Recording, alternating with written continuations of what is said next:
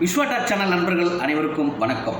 இன்று ஒரு திருக்குறள் நிகழ்ச்சியில் நண்பர்களை சந்திப்பதில் மிக்க மகிழ்ச்சி. நண்பர்களே, இன்றைய குறள் என்னவென்றால், செய் நன்றி அறிதல் அதிகாரத்தில் கடைசி குறள் 110வது குறள். குறள் என்னவென்றால், எந்நன்றி கொன்றார்க்கும் உய்வுண்டாம் உய்வில்லை, செய் நன்றி கொன்ற மகற்கு.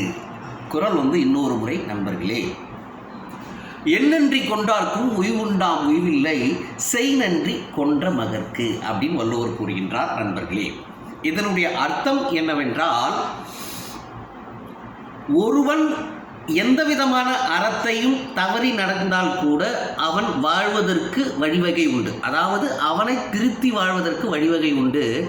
ஆனால் அடுத்தவர் செய்த உதவியை ஒருவன் மறந்து விட்டான் என்றால் அவன் வாழ தகுதியற்றவன், வாழ இயலாது அப்படின்னு வள்ளுவர் கூறுகின்றார். நண்பர்களே, இதனுடைய அர்த்தம் அப்படி என்னன்னா, அதாவது இப்போ நம்ம அறம் தவறி நடக்கிறோன்னா எப்படி நடக்கணுமோ அப்படி நடக்காத நடக்கும். எப்படி பொய் சொல்கிறது, இல்லை அடுத்தவனை புறம் சொல்கிறது, இல்லை அடுத்தவனுடைய அதாவது ஏதாவது திருட்டு தொழில் செய்கிறது, இந்த மாதிரி வாழ்க்கையில் எப்படி நடக்கக்கூடாது அப்படி நாம் நடந்தேமை. ஆனால் கூட ஒரு கட்டத்தில் நாம் திருத்தி கொண்டு வாழ்வதற்கு வழிவகை உண்டு.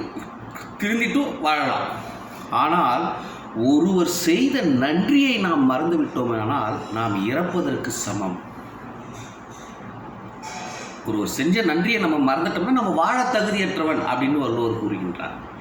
அப்போ நன்றியை எவ்வாறு மறக்காமல் இருக்க வேண்டும் அப்படின்றது நமக்கு அறிவுறுத்துகிறார் என்பதை தான் பார்க்க வேண்டும்.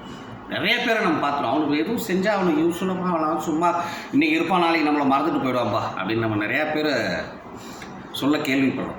ஆனால் சிலர் அப்படியே சொல்லுவாங்க, என்னன்னு அவங்க நன்றி மறக்க மாட்டான்பா.